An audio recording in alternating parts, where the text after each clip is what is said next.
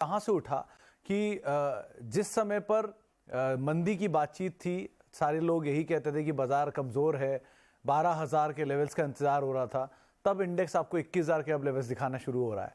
तो जो वो आज भी 12,000 के लिए कैश पर बैठे हैं कि 12,000 आएगा और हम पैसा डालेंगे, तो उनके लिए क्या जवाब रहेगा? वो क्या करें? अब वो वेट करें 12,000 का, यही जगह उनके लिए ठीक थी, यहीं पे पैसा डाल देना चाहिए था, या अब डाल दें? क्या करना चाहिए उन्हें? तो सुमित, मुझे लगता है कि मार्केट की जो टाइमिंग वाली जो बात है ना, वो हमेशा उठ के आती है और ऑनेस्टली कोई भी इसे टाइम नहीं कर सकता। अभी हमें जो समझने वाली जो चीज है यहाँ पे वो ये है कि मार्केट का ओवरऑल मोमेंटम पॉजिटिव है। दूसरी सबसे इंपॉर्टेंट चीज जो नोट करने वाली है कि एफआई की जो कंसिस्टेंट बाइंग है वो हमें देखने को मिल रही है कि बाहर के जो निवेशक है वो इंडिया में अब कंटिन्यूसली पैसा डाल रहे हैं। नाउ यही वो एफआई थे जिन्होंने कंटिन्यूसली 24 महीने तक हर महीने इनका जो है बहुत बड़ा आउटफ्लो रहा, जिसकी वजह से डिस्पाइट डीआई जिन्होंने बाइंग करके मार्केट को संभाला, हमारे जो मार्केट्स थे वो रेंज बाउंड थे। अब जैसे ही एफआई की बाइंग आ गई, हमारे मार्केट ने वापस मोमेंटम पकड़ लिया। सो जो निवेशक है, मुझे लग रहा है कि अभी भी बहुत अपॉर्चुनिटी अवेलेबल है।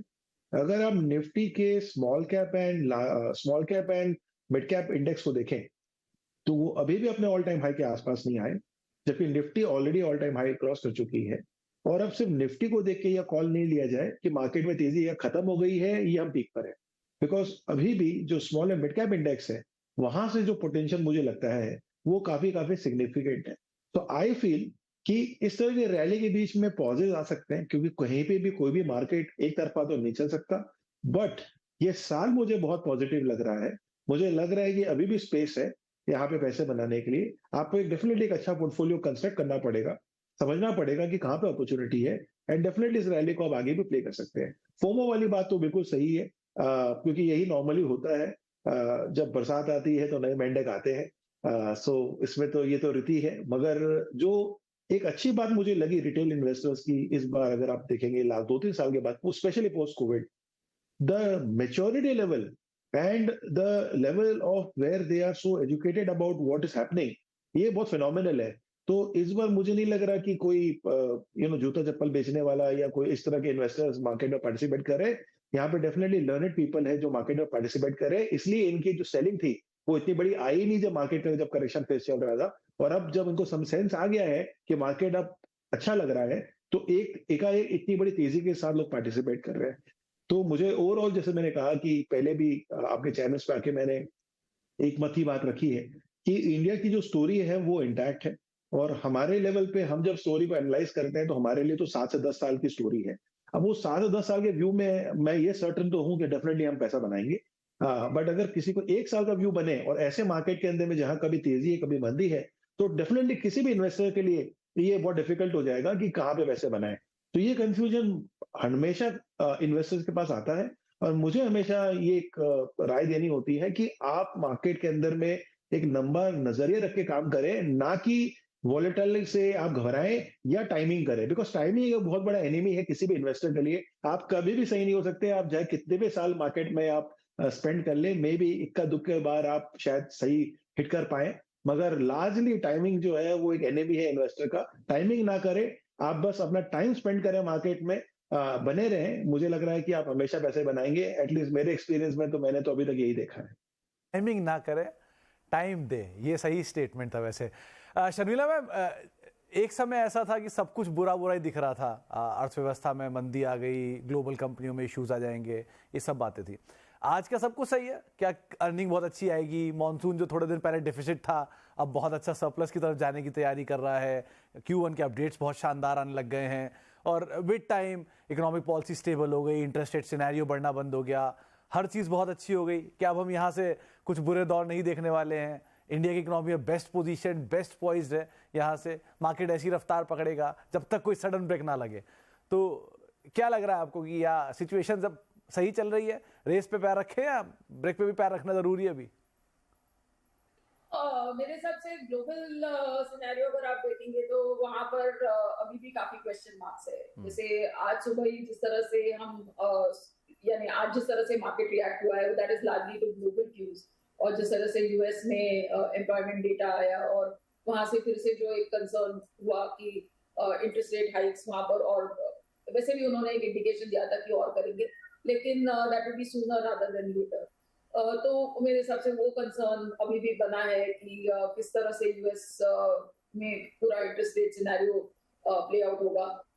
तो ऑनेस्टली आई थिंक वहां पर भी economy seems to be on a fairly strong footing. अगर इस तरह का डेटा आता है कि जॉब्स जो उनकी उम्मीद थी उससे ऑलमोस्ट दुगने रेट पे बढ़े हैं। लेकिन जहां तक यूरोप का सवाल है, वहां पर जिस तरह का इन्फ्लेशन है, रशिया और यूक्रेन का सवाल है, that we we are like more than a year now, you're 3 months into the situation, और अभी भी वहां पर like there is no relief in that।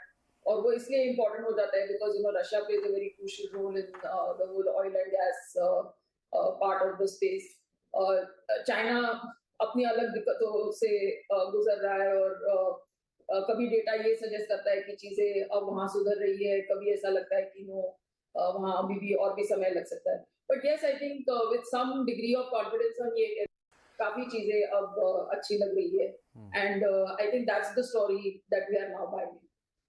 तो गौरांग सर, एक बात बताओ, ऐसा कि आप फंड मैनेजर से मिलते हो, आप इतने सालों से मार्केट को ट्रैक कर रहे हो, कहीं ये प्रॉब्लम ऑफ प्लेंटी तो नहीं दिख रहा आपको? क्योंकि पैसा आ रहा है, एफआईज का भी पैसा आ रहा है, एसआईपी का भी, और पैसा फंड मैनेजर्स के पास भरपूर है, और वैल्यूएशन स्ट्रेच हो चुके हैं। एक ही कंपनी को अगर आप 30 के मल्टीपल पे लेते थे तो आज 35 के मल्टीपल पे खड़ा है। आपके पास मजबूरी है कि आपको लेना भी जरूरी है कि पैसा आ ही जा रहा है।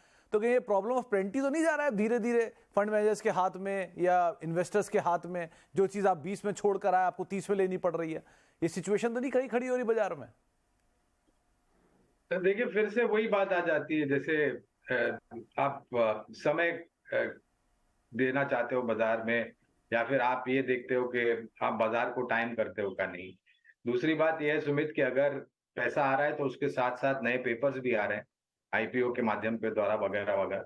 और एक समय पर यह चिंता बिल्कुल होती है कि ज्यादा लिक्विडिटी यानी कि नकदी अगर बाजार में आ गई तो बहुत चुने हुए क्षेत्र और स्टॉक से जिनके पीछे ये जो नकदी या लिक्विडिटी है वो जाना चाहेगी, और उसके कारण मूल्यांकन को लेकर के थोड़े बहुत ऊपर की तरफ दायरे हो सकते हैं। जहां पर आमदनी का सवाल है वो इतने आपको जस्टिफाई करते हुए नजर नहीं आएंगे।